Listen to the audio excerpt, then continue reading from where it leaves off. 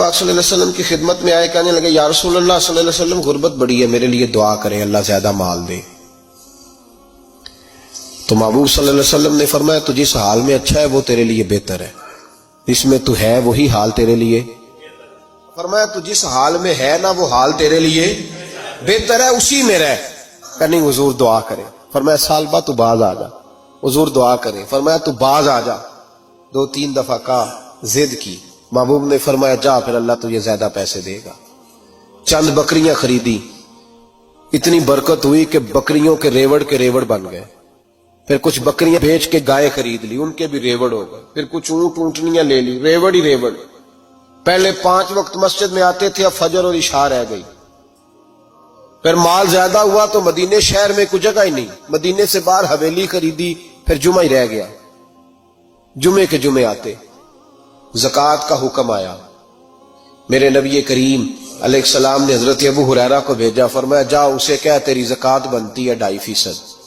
سالبہ کے پاس حضور نے پیغام بھیجا، پہلے تو کہا تیرے لیے بہتر نہیں مال، جب اصرار کیا تو بڑی برکت ہو گئی، بڑا آیا تو فرمایا زکوٰۃ دے، 2.5% زکوٰۃ ہے۔ اب جب سوچا کہ 5 اونٹوں پہ ایک بکری جائے گی اور بڑا سارا مجھے دینا پڑے گا، اب جب غور کیا تو یہ تو نہ کہا کہ میں نہیں دیتا۔ حضرت ابو ہریرہ سے کہنے لگے نبی کریم علیہ السلام کی خدمت میں عرض کرنا کہ میں خود آؤں گا۔ حضرت ابو ہریرہ نے آ کے عرض کی یا رسول اللہ صلی اللہ تعالی علیہ وسلم، حضور وہ کہتے تھے میں خود آؤں گا، تو کہتے محبوب نے ٹھنڈی سانس لی، فرمایا اسے کہا تھا کہ تیرے لیے مال بہتر نہیں، اب ہلاک ہو گیا، ہائے افسوس ہلاک ہو گیا۔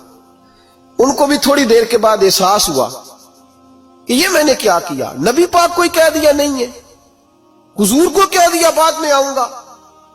اب دوڑے آئے، عرض کی حضور میں سارا کچھ لے کے آیا ہوں، قبول کر لے۔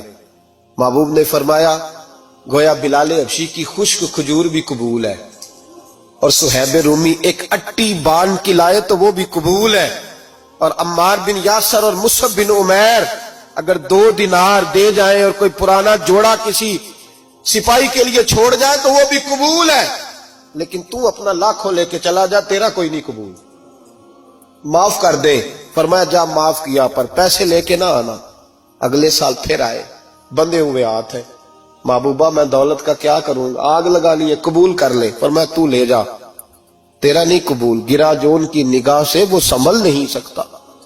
حضور نے وصال ظاہری کیا تو جناب صدیق اکبر کے پاس آئے، لاکھوں کا مال، ابو بکر قبول کر لو، تو جناب صدیق اکبر کہنے لگے اس کا کر لوں جس کا نبی نے نہیں کیا، چل جا کوئی نہیں چاہیے۔ حضرت عمر کے زمانے میں قحط پڑ گیا، بارشیں نہیں ہوتی، غلہ نہیں ملتا، حالات خراب ہے، مالی طور پہ بحران آ گیا، غربتیں، مجبوریاں، تکلیفیں، آ کے روئے، عمر میرا قبول کر لو، مجھے معافی تو مل گئی تھی نا۔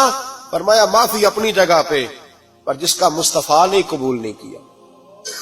بہت سارے لوگوں کو پتہ ہی نہیں کہ ان کا قبول ہی نہیں ہوا، اور وہ الجھے ہوئے، انہیں خبر ہی نہیں کہ اصل بات کیا ہے۔ فرمایا جس کا مصطفیٰ کریم نے قبول نہیں کیا، اب ہیرے اور جواہرات بھی لے کے آئے تو بھوکے مریں گے، پر اس کا قبول، اس بات پہ راضی رہو اس حال میں اللہ نے رکھا ہوا، اس حال میں راضی رہو۔ یہ جو مصیبت ہے نا دیکھنی کہ وہ بھی میرے پاس، تمہیں کیا پتا، کبھی پوچھ تو صحیح اس سے وہ کس مصیبت کا شکار ہے، جو مالی طور پہ بڑا امیر ہے، تو اس کی طرف دیکھ کے اپنا دل برا کرتا ہے۔ بس جس حال میں رب نے رکھا ہے اس حال میں رہ۔ حضرت عثمان غنی کے زمانے میں تو وہ وصال کر گئے، لیکن بھائی تو جس حال میں تیرا رب تجھے رکھتا ہے اس حال میں رہ، تیری مالی پریشانیاں ختم ہو جائیں گی۔